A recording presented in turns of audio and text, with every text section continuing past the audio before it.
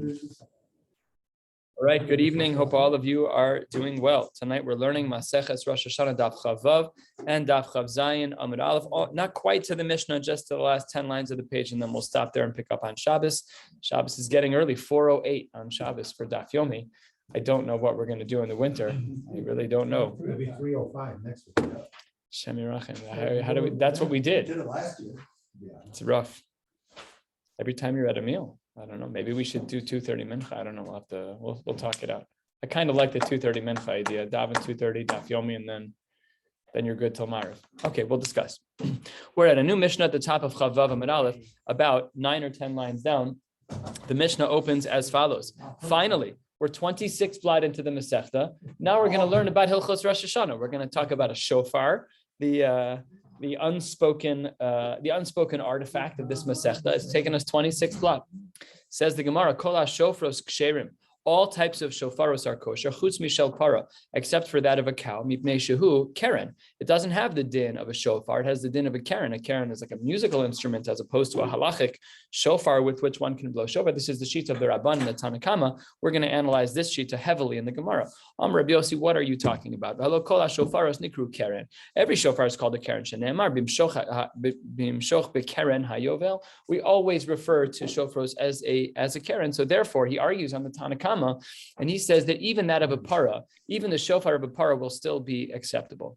Says the Gemara, Taka, Shapir Ka'ama Rabbi Yossi. That was a very good argument that Rabbi Yossi presented. In other words, that's code word for Rabbanan. You best come up with an answer, because otherwise there's no reason why we should be listening to you. Rabbi Yossi has a beautiful kasha. The pasuk says bimshoch bekeren hayovel. So we see that the shofaros are also going to be called a keren. If that's the case, so then the Rabbanan are wrong. And the Gemara is now going to present 3 different answers for the Rabbanan. Again, the Rabbanan, the Shita that says no shofar from the para, and we have to figure out why not. So here's answer number 1. We're about 12 lines down in the second line of the Gemara on Chavav Amud Aleph. The Rabbanan, the rabbis, how do you respond to the pasuk that was quoted by Rabbi Yossi? Says the Gemara, Kol ha-shofaros ikru shofar v'ikru keren. When it comes to all shofaros, they are all referred to as a shofar and a keren. However, the para, but when we're speaking about a para, so says the Gemara, keren ikri, shofar lo ikri. That's just not true. Every other animal, every other horn of every other animal does have the status of a shofar, just not the para. And then the Rabbanan bring a pasuk to support their own cause. Bechor shoro hadar lo v'karnei re'em karnav. What does the pasuk say about a shor? What does the pasuk say? Pasuk says it's a keren. It doesn't use the word shofar. The haraya that the word shofar is not shaykh by a para, and therefore it's not shaykh by the world of shofar. That's why the pasuk says the pasuk says in a variety of places that tiku b'chodesh shofar. But the din of the horn of a para is not the din of a shofar. The Rabbi Yossi, what would you say back to this response of the Rabbanan? Amar lach de para nami ikri shofar. You're being way too literal. You took one pasuk and you took it all the way to the finish line. You're not correct. V'seitiv laHashem mishor par. Why does it say mishor and par? Aren't those both the same animals? Im shor lama par, v'im par lama shor. Why both languages? And then the Gemara makes a beautiful play on words, a halachic one.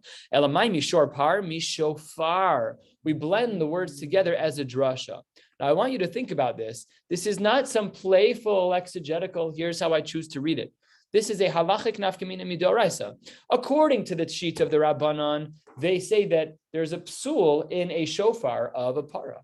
However, Rabbi Yossi learns the pasuk to mean that when it says mishor par, that we should learn it mishofar to indicate that the horn of a para is also considered to be a shofar. And therefore, mishofar, they hold the midoraisa, you're yotze. That is a huge nafkamina between the Tanakama and Rabbi Yossi. And according to Rabbi Yossi, within this approach, it all has to do with the word mishofar. V'Rabbanan, what do the rabbis do with this very clever drush of Rabbi Yossi that mishor pa really means mishofar? No, they learn that pasuk differently. Kid Rav Masna, the Amar Rav Masna, they hold like Rav Masna. What does Rav Masna say? The Amar Rav Masna, my shor par. What does the pasuk mean when it says shor par? It means shehu gadol kipar, that any animal, as long as it's, even if it's the size of a par, it will still be kosher as long as it's not actually a par, as discussed already. And all of this is approach number one. So approach number one was basically that the pasuk indicates. Why did the Rabbanan say that the shofar is not kosher by a par? So they said because the pasuk calls it. The pasuk says b'chor shoro hadar lo v'karnei re'im karnav. So Ula, about a third of the way down, gives a second answer. Ula amar hainu taimed Rabbanan. What is the reason that the Rabbanan write in the Mishnah that you are not allowed to use the horn of a para? Because Kidder Rav Chizda. What does Rav Chizda say? The Amar Rav Chizda mipnei mayin kohen gadol nichnas b'bigdei zahav lifnai v'lifnim avoda avoda. What's the reason why a kohen gadol, when he goes inside the inner sanctum of the Beis Hamikdash, the Kodesh HaKodashim, why doesn't he wear gold? So says the Gemara, Lefi she'ein kategor na'aseh sanegor, because that which was a kitrug against the Yehudim, against the Jews, because of the Egel HaZahav, because they took Zahav and they misused it in the form of servicing, quote unquote, the Egel, because that's true, ein kategor, that which was a kitrug, that Zahav cannot be a sanegor, cannot be your defense attorney now to walk into the Kodesh HaKodashim with gold and say, I'm here, everything is wonderful. No, not everything is wonderful. You did the Egel Hazav. Ein kategor na'aseh sanegor. So what's the problem? It's an egel which has horns. That's a shofar. So what is Ula saying? Really, the psul in our Mishnah of the Rabbanan on the top of Kavav Amud Aleph, we're halfway down, right in the middle of the page. The concern, says Ula, of the Rabbanan in our Mishnah to not allow the horn of a cow is because ein kategor na'aseh sanegor, because that which caused the kitrug now cannot be your defense attorney to get you out of a problem. Says the Gemara, Velo, really? Hold on one second. V'ika dam par. We learned in Maseches Yuma this very sophisticated ritual that was done in the Beis Hamikdash on the inside of the wall and on the outside of the wall, the sprinklings and the hazos, 1 up and 7 down. Was it 7 up and 7 down? Different discussions that we had then. But we used the dam hapar. See, if you're saying ein kategor na'aseh sanegor, and therefore the Kohen Gadol can't wear gold into the Beis Hamikdash, into the Kodesh HaKodashim, and therefore we can't use a shofar because ein kategor na'aseh sanegor, fine. But we use the blood of a par. What happened to ein kategor na'aseh sanegor? So says the Gemara, no. Hoil the ishtani. Now things have changed. Now the animal was shechted, and because the animal is shechted, now it's not in the category of ein kategor na'aseh sanegor. It's not the cow anymore per se. It's the dam hapar, but not the par itself, and therefore we are good to go. You look like you have a question, Tex. No, it's just, it's a shita that it's not the same thing. Why? Because they didn't take an actual cow and dip it in gold. No, the horn, the shofar also. It's not the cow, it's the horn. I could have argued. They took the material and use that material, so that's why we shouldn't have the Kohanim dressed in that material. But to not use a cow because they use that as a. But they're making but the shofar is a body part too, and they're saying that it can't be used because ein kategor na'aseh sanegor. Right. How do you expect to get help, so to speak, from something that is right? But again, so the Gemara is clearly taking it to the nth degree to say, and you're right. You're right. It's just not pshita. You're right in the conclusion. It's just not pshita, because you might have argued that anything, like you could see the extreme mindset, anything that has to do with the cow, get away from the Kodesh HaKodashim. Like we could understand that mindset of everything is ein kategor na'aseh sanegor. We can understand that hashkafa. We can understand this is off limits, as it were. But says the Gemara, that's not true. Hold ishtani. Once you do the shrita, and now you've done the zrika, you've done the kabbalah sadam, all is well, no problem. Okay, fine. You've given the answer the text wanted to give, which is that parts of the animal are problematic, not all of the animal. Says the Gemara, wait a minute, but we have gold, va'ika aron, v'kapores, ukruv. All of these things are made out of gold. And where do they rest? In the Kodesh HaKodashim. You just told me that the Kohen Gadol can't wear gold because ein kategor na'aseh sanegor. What about everything that's in there? They're all metal. They're all made out of gold. So says the Gemara, chote bal yakriv karmina. We're talking about the hakrava. You cannot bring it in. You cannot be the one to carry it in. That's not right. If it's built in there, no problem. What about the spoon? What about the shovel to hold the ash? So says the Gemara, those are made out of gold. Says the Gemara, chote bal yisna karmina. We're only talking about that which he wears. So again, we're trying to dance between the cones here to just make sure that we are avoiding the concern of ein kategor na'aseh sanegor. Says the Gemara, va'ika bigdei zahav mi bachutz. So why can you wear the big days of outside of the Kodesh HaKodashim? You want to tell me you have to wear the linen garments inside the Kodesh HaKodashim because ein kategor na'aseh sanegor, because we can't use that which was a kitrug. Fine, I understand. Why can you wear it anywhere in the Beis Hamikdash? Ein kategor na'aseh sanegor, wherever you're doing the avodah should be problematic. Says the Gemara, the only real kitrug, the only real problem of using the gold is when you're inside the Kodesh HaKodashim. Says the Gemara, beautiful. If so, shofar nami mibachutzu. Beautiful. You wanted to say, Ula, that the reason why in our Mishnah, the Rabbanan were of the opinion that you're not allowed to use the shofar of a cow is because ein kategor nases anegor. But you just told me that ein kategor nases anegor applies inside the Kodesh HaKodashim. We're not blowing shofar inside the Kodesh HaKodashim. It should be perfectly fine. Let it be.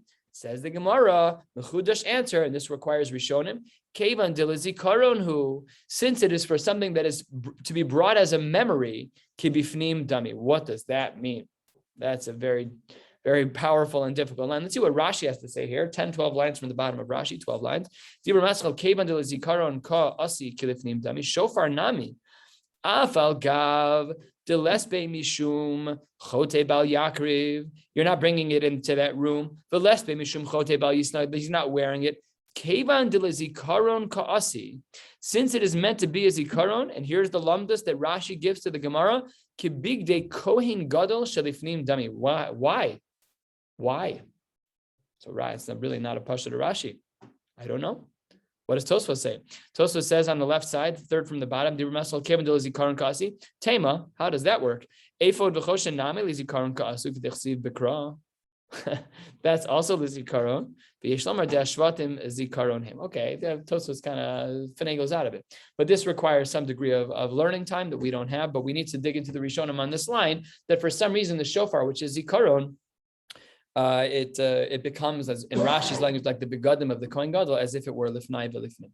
Says the Gemara, look, all of this is really beautiful. Ula, you came up with a creative answer of ein kategor nases hanegor.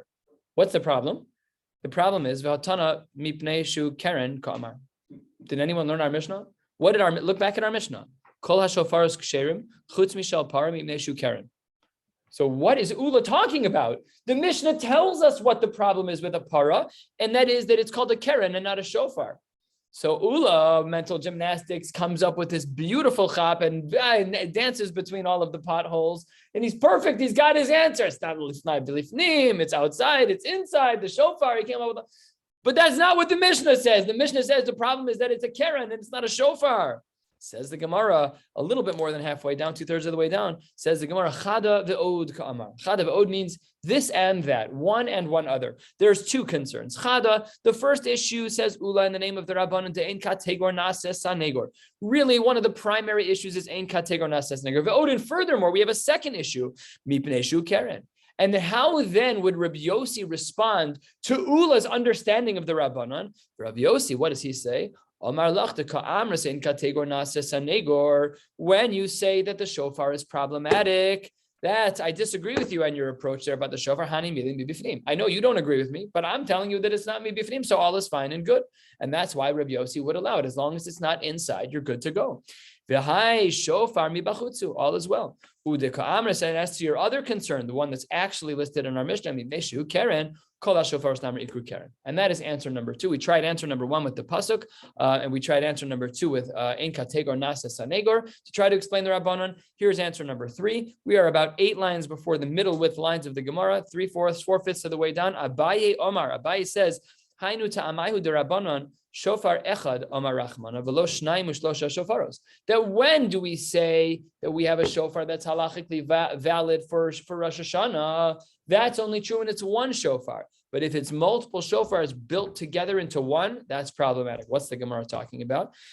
V'hai depara, this shofar of the cow, kaven dekai gildi, because it looks, when you look at it, it looks layered. I guess it grows in, I don't know exactly how it grows, but it grows in a way where apparently it has multiple parts to it, or at least it appears that way. So it says the Gemara, that's problematic. It says, Abaye, really what's going on in the sheets of the Rabbanan in our Mishnah? Why is it that the Rabbanan are of the opinion that the shofar of a para is not kosher? Because it appears it's mischazi kishnayim u'shlosha shofaros. Says the Gemara, the same question we asked against the previous sheet of Ula. But that's not what the Mishnah says. Our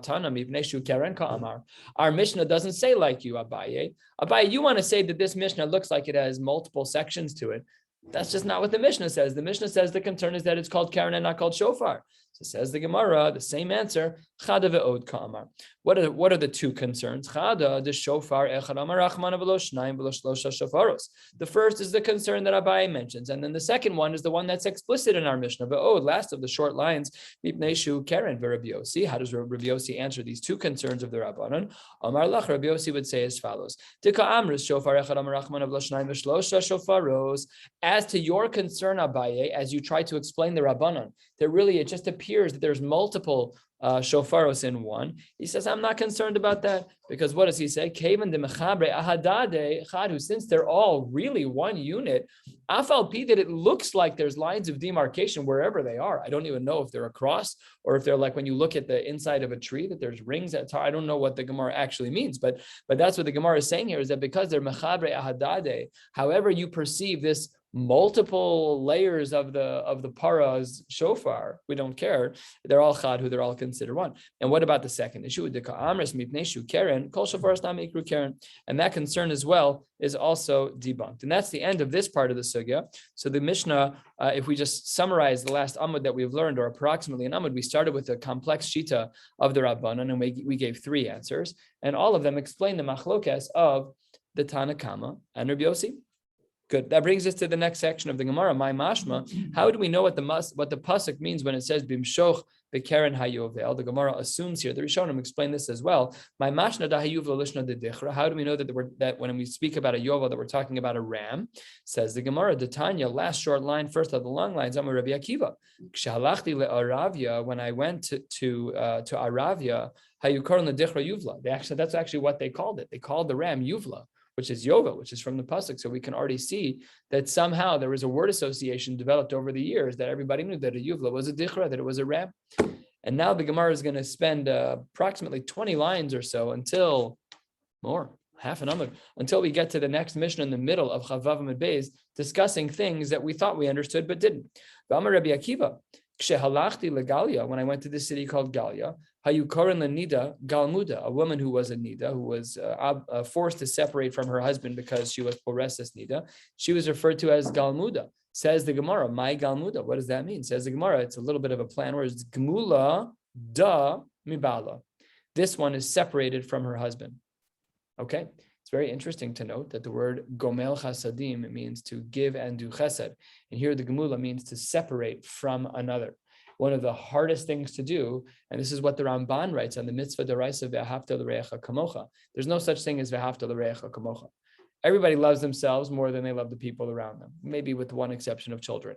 But other than that, everybody loves themselves pretty much more than everybody else. So the Ramban says there's not a mitzias of ve'ahavta l'reacha kamocha. So the Ramban explains that the whole idea of ve'ahavta l'reacha kamocha is to do a maisa that would be one that you would have done for yourself, but instead you did it for others. You're gomel, you're separating from yourself to give to others. That's this language of gemula as to how the Gemara explains it. Off the page, but still an important yesod. Second of the widest lines, another one. Ve'amar Rabbi Akiva, kshalachti le'afriki. When I went to Africa, hayukorin lema ksita. They used to refer to a certain coin as a ksita. L'may nafkamina. Says the Gemara, lefrushe mea ksita. That was what the Torah referred to as mea ksita. What was the pasuk? So the pasuk was talking about. This was talking about miyad b'nei chamor avishachem b'me'ah kesita. How much was that? Right. So that's a language in the Torah. Me'ah donkey. That was just a unit of money. But the point was to tell us that it was a unit of money, whatever the value was. Amar Rebbe, the Brisa continues. Kshalachti l'krachei ayam. When I went to these small little islands, hayukorin the mechira kira. When they spoke about plots of burial plots, they called them kira. L'may nafkamina lefrushe, to explain what the pasuk means. Asher karisi li, that I had purchased for myself a burial plot. Amar Reb Shimon ben Lakish. Now we're switching over to Amoraim. Right, this was all Tanaim up until now. Important to know who lives approximately when for these purposes. This is not a Vraisa anymore. Amar Reb Shimon ben Lakish, kshalachti l'tchum, when I went to the border of a place called Kan Nishraya, hayukorin lakala ninfi. They used to call a bride ninfi. We'll see how that came about. U'latarnagol sechvi. And this, of course, we know. Asher nasan la sechvi vino lahavchin ben yom uven laila. So there's two pshatim in the Rishonim on that bracha that we say. One pshat is this pshat, which is that is talking about a rooster, and another pshat is that a sechvi is the place of thinking. It's the heart of the person. Asher nasan la sechvi vino lahavchin ben yom uven laila. So two ways to understand that bracha. each of which are meaningful in their own right. Okay, Lakala Ninfi Mikra. How do we know that a kala is referred to as a ninfi? Yefei nof misos kala aretz, famous pasuk from Tehillim. The beauty of the nof. This here is a reference to a kala. Fine, that's one explanation. Tarnagol sechvi. How do we know that a tarnagol is referred to as a sechvi? What's the pasuk? Mishas betuchos chochma ominasan lasech vivina. Who placed the wisdom in the smooth? We'll see what this means. Onasan lasech vivina, or who placed wisdom into the sechvi? Mishas betuchos chochma elu klayos. Those are the kidneys. Right? That's why we say that HaKadosh Baruch Hu is bochen kilayos valev. Well, what's with the kidneys? So obviously the kidneys are not exactly a brain, but they were understood to have some, I don't think this is true biologically, but I think it's some degree of chachma. What does a kidney do? It separates out the good from the bad. So maybe that was a little bit, I don't know, it's hard to know exactly why we've given so much credibility to the kidneys in this regard. But elu kilayos, and on the very bottom line of Chavav and Aleph, this last argument is established. So we see that sechvi is tarnagol. So all of these languages we didn't understand, where it's, English is your second language kind of a deal. So let's continue. There's more stories like this. Levi, a very early Amore, Iklolahu Asra, went to a place. Asa Gavra Kame, and someone came over to him to ask him a shaila. Amar Lei, turning to the top of Daf Chavav Amid. What is he saying? Kiva'an Planya. This guy Planya was Kiva'an. So Rashi cheats and gives us the answer. Rashi says, Kiva'an Planya, Gazlani Ploni. Somebody stole from me. But Levi said at the top line of Chavav Amid Beis, Lo Hava Yoda Mai Kamar. I didn't know what he was talking about. I don't know what does kivan mean. Oh, that's a very strange word. So Asa Shal Bei Medrash, he went into the base Medrash and said, Chevra, I'm not from here. What's going on here? Somebody said kivan planya. What does kivan mean? So says the Gemara, Amrule Gazlan Amarlach. He's telling you that he was stolen. Dichsiv Haikba Dam Elokim. Can someone take God? Whatever the pasuk is talking about. Amrule Rava Mi Barnish the Ravashi. If he came over to me and asked that question and I didn't know what he was talking about, I would have done what we call learning in context. Hava Amina. I would have said Hava Amina Le Heichi Kavacha. How did he do this to you? B'mai Kavacha ve'amai Kavacha. I would have asked a whole host of questions, and then Umemela Hava Yadana. Then I would have reverse engineered the conversation to know what he was talking about. We do this all the time when we don't know words, is learning words in context. So that's exactly what the Gemara is telling. Why? I don't know why you didn't do that. Says the Gemara, the reason why Levi didn't do that, when the guy says kiva and planya, that planya did something, why didn't he just ask him what was going on? So says the Gemara, ve'ihu savar milsa de isura ka'amarle. He was afraid that it would be a conversation of inappropriateness about something arayos oriented, and therefore he didn't want to ask because he didn't want to make someone say something inappropriate or to reveal something that shouldn't have been revealed. So next, let's say another thing that we didn't know what it was. Lo havu yada rabbanan mai serugan. They didn't know what the word serugan means. We know what the word serugan means. Of course, it means to alternate, that we wash natilas yadayim in the morning, the serugan. Right hand, left hand, right hand, left hand, right hand, left hand. So we call that b'serugan. It's alternating. So initially, when the word was first used in the times of Rebbe, nobody knew what it was. Baruch Hashem, the woman who was running that house, the woman who was a servant there, she knew she was holding cup. She could paskin shilos too. Says the Gemara, Shamuha la'amsa debe Rebbe. They heard the woman, the maidservant in Rebbe's house, the Chazasan hu Rabbanon. She saw that the rabbis, the Habu Aile Paske. They were coming in intervals. It's like sometimes you're like, just close the door already. Everybody come in at the same time and close the door behind you. They're coming in packs of 2 every 30 seconds. Just everybody come in at the same time and close the door. You're letting the bugs in. Amr Lahu, she said to them, how long are you going to come in intervals? You just get in the house already. Oh, so then they figured out what Seirugin meant by listening to the Amsa de Rebbe. Next, 10, 12 lines down. Lo hava yodei rabbanan ma'ay chalug logos. But they didn't know what chalug logos were. What are chalug logos? They didn't know. So Yom Achad Shamu la'amsa de Rebbe, same woman. She was a very knowledgeable woman. So what did she say?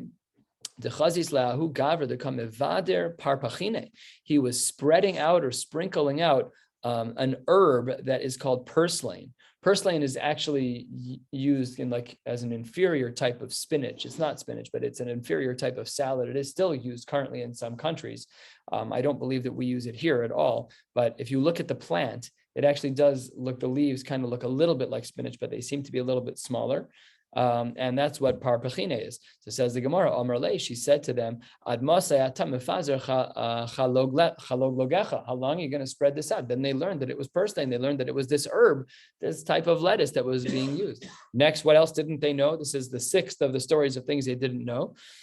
Lo havayade rabbanan mai. They didn't know what the pasuk meant when it said salsaleha usiramameka. What's salsaleha? Yom achad shamu la'amsa debei Rebbe. They heard this woman. She was a fireball. She kept talking. She was gone. It was great. You learned a lot. To have us armor lau gavra. She saw this guy who was playing with his hair. It's like stories of Yosef.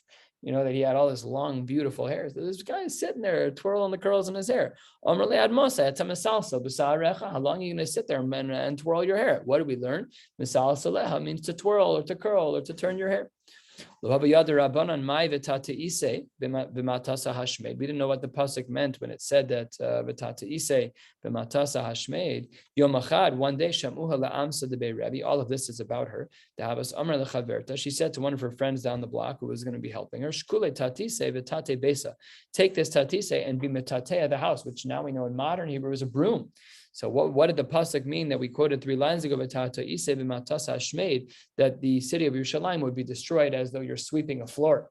And that was, of course, a homily on many levels. Last one before the Mishnah.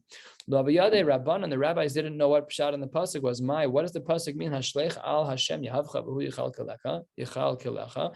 What does it mean that we should? Well, we know what it means. Hashlech means to throw upon all of your problems on Hashem, and He will sustain you. So Amar Rabba bar Chana Yom Achad hava azilna b'hadei ahutaya. He was traveling with a particular Arab. Have a drina tuna, and there were a lot of packages. And he said, Shkol yahavecha, take your package, take what you're carrying. This shadi agmaloi, put it on my camel. So therefore, we see all of these different terminologies. This last amud was all to show us that sometimes we suffer from English as a second language. I did this today. I was in an Uber today, and I was trying to be friendly and I couldn't. I tried, couldn't. Total passing ships in the night. Like I would ask question A and get answers to 2 other questions that I wasn't asking at all. We couldn't communicate. So these things happen when you move cultures. And it not only happens with important things, but it happens with non-important things all the time. And sometimes we're able to shtickle busha to ask. I'm like that all the time. Sometimes if I'm in like a real meeting and someone uses a word, I'm like, oh, yeah, of course. I know what the word progeny means. I mean, everybody knows what the word progeny means, obviously. Progeny gets used in my job. Pythagorean theorem does not get used in my job. Not in circumcision and not in the OU. Says the new Mishnah halfway down. More about the halachos of shofar. Chavav Beis, a little bit more than halfway down. Shofar shel Rosh Hashana. In regards to the shofar of Rosh Hashana, shel Yael, if it's that of a wild goat, then pashut. It should be straight. Upiv mitzupe zahav, and the covering, the mouthpiece that actually touches your mouth should be covered in gold. We'll question this in the Gemara because of chatzitza. We have to make sure these were all some of the shilas that came up this past year. Are you supposed to put a mask on the shofar? With the OU, we ran a program with the Surgeon General, and we asked him this question. He said, by the time the shofar gets from your mouth to the mask that's on the end of the shofar, the level of aerosolization of whatever virus is in your body is so great that the mask won't even help. Well, can you put one on the front end? So no, halachically, we'll see that that's problematic. But from our Mishnah, it seems like we're actually dipping the end in gold. And okay, so that's for Rosh Hashana. And then what we're going to do is do shtei chatzos minat stud, and we're also going to have 2 trumpets on each side of the Baal Tokea. Clearly not something that we do. Shofar ma'arich. We are longer with the sound of the shofar, but with the horns we're shorter. Why do we do that? Because mitzvahs hayom b'shofar, to ensure that we can fulfill our obligation of the mitzvahs hayom, that we should actually hear the shofar. So if the shofar sound is at the same time, it's running concurrent and only at the same time as the chatzos, so how do you separate the sounds? We're going to discuss trei kali mishtame, trei kali lo mishtame today. That's the sugya on Chav Zayin Amud Aleph. So says the Gemara, let's finish the Mishnah. That all of that is Rosh Hashana. Uvetainios, when it comes to fast days, b'shel zacharim, there we take shofaros from the males, kfufin, they should be bent, upi and mitzupa kesef, and they should not be covered in gold, but they should rather be covered in silver. Ushtei chatzosros be'emsa, so we'll have 2 shofaros on the outsides and 2 chatzosros in the middle. Shofar mekatzer, in that case, on the days of the fast days, the shofar was the shorter sound, unlike on Rosh Hashanah. The chatzosros ma'arichos, and the horns were the longer sound. Shemitzvahs hayom b'chatzosros, because the obligation of that day on the time is we needed the chatzosros. There was no actual mitzvah. The only mitzvah of shofar really on a doraisa level is by Yovlos and by Rosh Hashanah, but not by fast days. And says the Gemara, according to one shita, Shaveh hayovel the Rosh Hashana l'tkiya lebrachos. So when it comes to Yovel, when it comes to Yom Kippur in the Yovel year, we follow the guidelines of Rosh Hashanah in regards to tkiya and brachos. When it says the brachos, it means in Shmona Esrei when we're tokei, according to those who have such a shita. Rabbi Yehuda Omer b'Rosh Hashanah token b'shal zacharim. He disagrees. On Rosh Hashanah, they blow the shofar of zachar, and we had said in the Reisha that it was a yael, a wild goat. Uvi yovlos b'shel yaelim, and then by Yovel we do this one. So these are different shitas within the Mishnah. The Gemara opens. Amar Reb Levi mitzvah shel Rosh Hashanah v'Yom Kippurim b'kfufen. That should specifically be with ones that are curved, different than our Mishnah, because we said the yael should be pashut, and now it's a Rosh Hashanah. So Levi has a different approach. V'shel kol Hashana b'pshutin. Anything that's done throughout the year, any tkiyas throughout the year on fast days, that's because of pshutin. That not because of that should be pshutin. They should be very, very straight. They should not be bent. Vatnan, wait a second. Shofar shel Rosh Hashanah shel yael pashut. How can you say that the ones for Rosh Hashanah have to be kafuf? Our Mishnah says they have to be kafuf. Says they have to be pashut. Says the Gemara. Levi follows a different shita. Levi huda amar ki haitana. Who does he hold like? The Tnan. He holds like the Seifa of our Mishnah. Rabbi Yehuda Omer b'Rosh Hashanah, how you token b'shal zacharim kufun uviyovlos b'shal yael. Fine. So that's basically Levi seems to hold like the sheet of Rabbi Yehuda in the Seifa of our Mishnah. So then says the Gemara, if that's all that Levi is doing when he opens our Gemara to present his shita to say that he holds like Rabbi Yehuda, then just say that he holds like Rabbi Yehuda. Say what you want. Akam's razor, get straight to the point. Says the Gemara, 8 lines from the bottom of the page on Chavav Amud Beis, v'lema hilchas Rabbi Yehuda, just say it. Why won't you just say the halacha is like Rabbi Yehuda? Says the Gemara, we can't. Yamar hilchas like Rabbi Yehuda havamina filu sheyovel nami. The halacha by Yovel would also be Rabbi Yehuda's sphere. Like Kamash Malan, that Levi bifurcates the shita of Rabbi Yehuda. He agrees with him in one area, but not in another. But my kamiflage, what are they arguing about? So what they're arguing about is as follows. Marsav, or 4 lines from the bottom. Marsav of Rosh Hashanah, when it comes to the holiday of Rosh Hashanah, kama de kaif inish daite, the more that a person can curve and bend their das tfei male, that's actually better. Uviyam Kippurim kama de pashit inish daite tfei male, and on Yom Kippur, the more simple a person is, the better it is. What is all of this talking about? I know this is something that consumes my head, like how much bending emotionally, how much change are you supposed to do? Take a look at Rashi. Rashi, 4/5 of the way down, about 20 lines up. Dibur hamaschil kama de kayif inish. Says the Gemara, but tfilaso panav kvushin laaretz. That on Rosh Hashanah, by his tefillah, his face should be in contrition with his head down. The more, the merrier. Mishum v'hayu eine v'li b'sham. Fine. Hilkach b'Rosh Hashanah til tefillah. There on that day, we mention this all the time. We mention this throughout the machzor. Therefore, the shofar's shape should match where we are emotionally, which is that because we're trying to remember Akedas Yitzchak, a very emotional time, ba'inan kfufin, we should be bent over. But v'yovlos, when it comes to yovel shehin likro duror ba'inan pshutin ugzer shava lesle. This is another piece of the Gemara, ugzer shava, which we're not talking about right now, but that's what the Gemara is referring to as this machlokas over here. So shita number 1 says as to why is it that one says the Rosh Hashanah is kafuf and one is not. So let's learn this one more time. But my kamiflage mar sabab Rosh Hashanah kama de kaif inish daite male tfei male. It's better on Rosh Hashanah.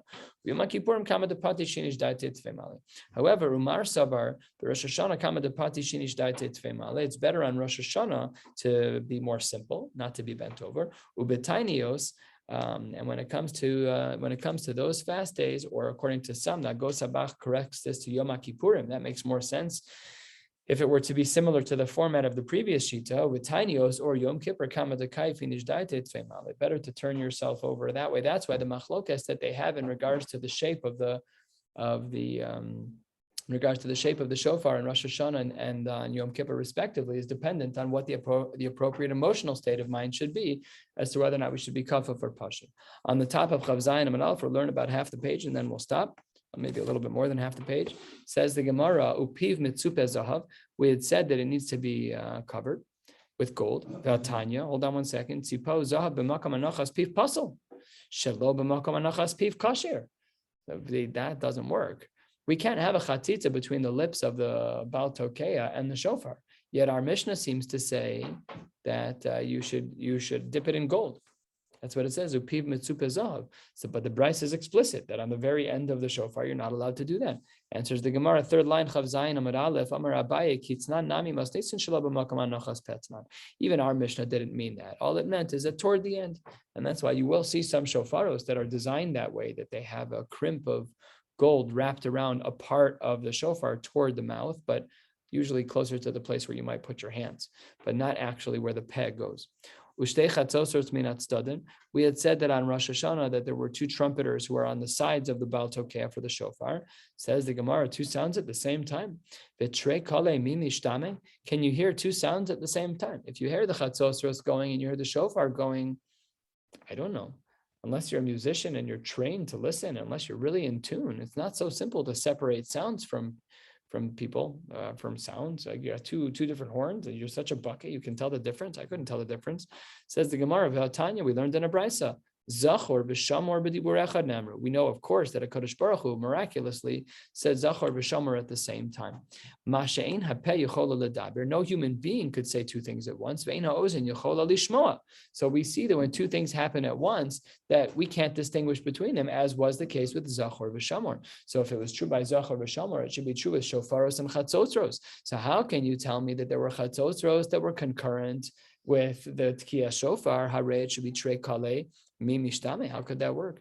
Says the Gemara, you're right. You're absolutely right. Trei kale lo mishtame, that you can't hear separate voices. That's true. But lakach marich b'shofar. That's why our Mishnah indicated that you lengthen the amount of time that you are tokea, so that the sound of the shofar extends beyond the sound of the chatzotros. Says the Gemara, that implies 8 lines down the Memra, that implies Yichishama sof tkiya below tchilas tkiya yotza, that you don't have to hear the whole tkiya. You just have to hear enough of the tkiya. It has to be a few seconds. The makri is in the room. You could ask David, how many seconds is it? So let's say the chatzotros is for 4 seconds, and let's say that the tkiya is for 8 seconds, and they start at the same. You should be yotze. Says the Gemara, who says we need to hear the beginning? If they mamish start at the same time, but I still get in my tkiya, so all should be well. Well, memela, that also implies that tchilas tkiya below sof tkiya yotza too. You don't have to hear the whole sound. You just, seemingly, that's the implication of the Gemara. You just have to hear enough of the sound. That's what the Gemara says. Says the Gemara, let's analyze that and see if it's true. Tashma, taka barishona. Let's say you did, right? We know that our format is tkiya, and then whatever the middle one is, and then tkiya. That's our format. And then what do we do after that? Another tkiya. So there's 2 tkiyas in a row. So those 2 tkiyas in a row, let's say we were doing tkiya, shvarim tkiya, tkiya, shvarim tkiya, tkiya, shvarim tkiya. So when there's tkiya, shvarim tkiya, followed by another tkiya, can we put the 2 together? So let's see, what does the Gemara say? Tashma taka berishonim umashach b'shniya kishtayim. Instead of doing 2 separate tkiyas, I do them both together. So what should be the halacha? So says the Brisa, in biyadu ela achas, but amai tisalek lebetarte. Why can't we split them up? The reisha is not the seifa. The seifa is not the reisha. The beginning of the tkiya is not the end, because I don't even have to hear it. The end of the tkiya is not the beginning, because I don't have to hear it. So if we have 1 long tkiya, why can't it count for 2, as long as it checks off the box of enough time for each tkiya? So it says the Gemara, psuke tkiya samahadade lo paskina. That's not right. We understand our case, that if you have the chatzosros and the shofar that are going at the same time, but the tkiya continues, you're yotze. But here, talking about breaking 1 sound into 2, that's not what we're saying. All we're saying is that you heard enough length of the shofar. Let's try again. Quarter of the way down, Tashma.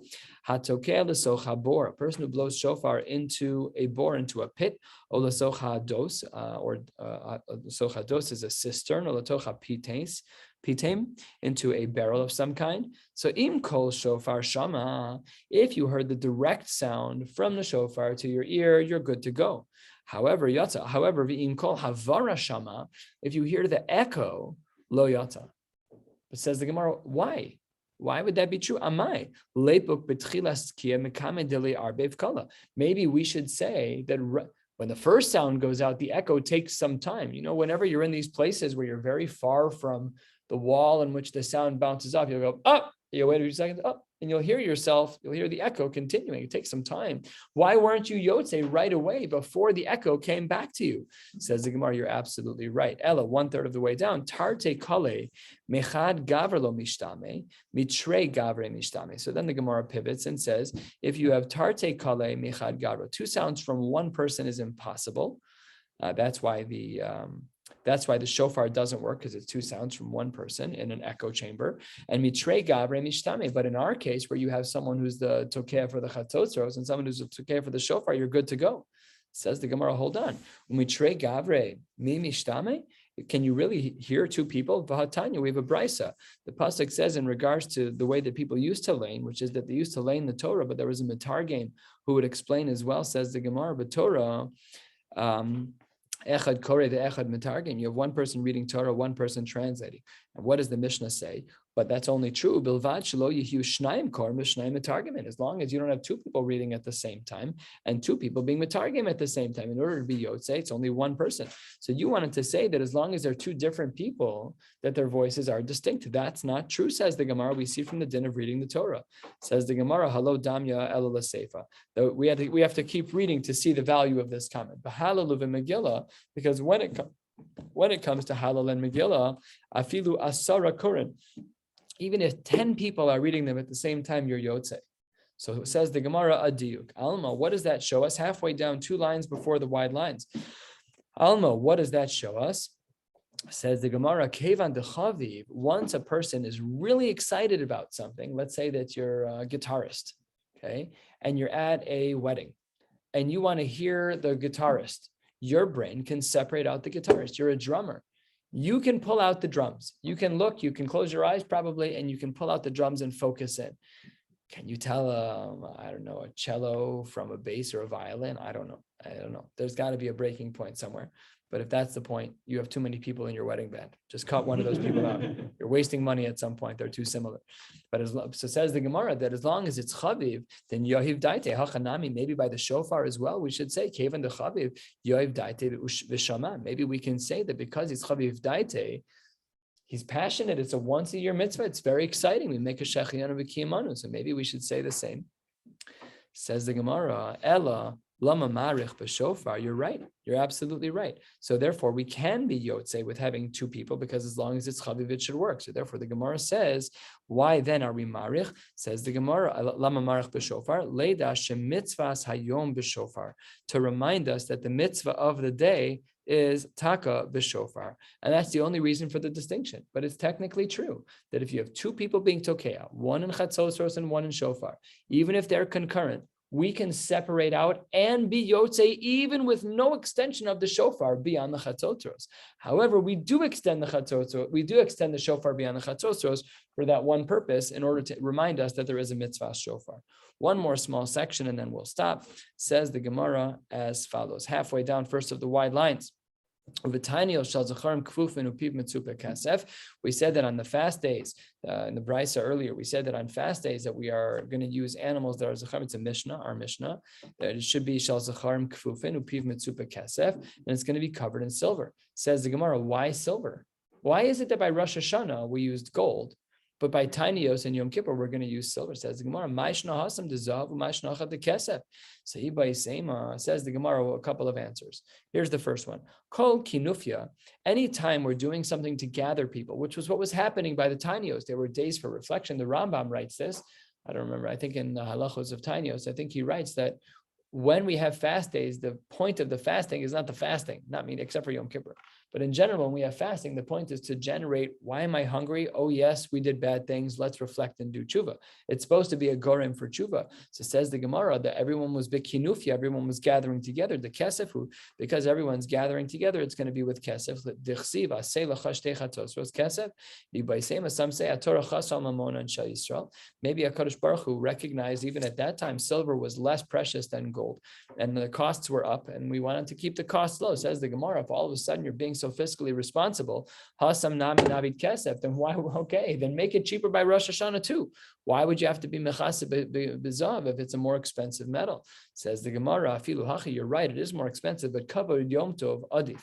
But in order to show the sanctity of the day of Rosh Hashana, we are going to use gold because that does show that the day of Yom Tov deserves a little kavod. Rav Papa Bar Shmuel Savar Lemevad Uvda Kimasnis. And Rav Papa wanted to do like our Mishnah. He wanted to follow the halacha that by fast days it's going to be silver, by Rosh Hashanah it's going to be gold. Amar Le Rava Lo Amru El B'Mikdash. This is only true in the Beis HaMikdash. It's not true outside the Beis HaMikdash. Tanya Nami Hachi, the Brisa agrees with this. That we say in our Mishnah that the shofar is going to be gold by Rosh Hashanah and silver by Yom Kippur. That's only true by Mikdash of Bigvul and Makom Sheyesh Chatzosros. Ein shofar makom sheyesh shofar ein chatzosros. We're not going to be doing this multiplicity of the different kinds of horns. All of that only applies in the mikdash. What do we do here, Bigvulin? Just a shofar without chatzosros, and that's how we do it. V'chein hinhig. This is also how Rabbi Chalafta B'Tzipori did. Rabbi Chananya Ben Trajun B'Sichni, he did the same thing in his city. And when the rabbis got wind of this, Amru lo hayu noagin kain ela b'sharei mizrachu b'harabayis bilbad. It was only by the eastern gate and only on harabayis. Amar Rava v'itema Rabbi Shub and Levi Mikra. What's the pasuk that supports this? Says the Gemara, Dechsi b'chatzos ros v'kol shofar hariu lifnei melech Hashem. Only when you're before HaKadosh Baruch Hu do you need both. But in general, outside of the Beis HaMikdash, you only need the shofar. We'll stop right here. We'll pick up on Shabbos at 4:08 p.m. Wishing you all a beautiful night. Where do you waste that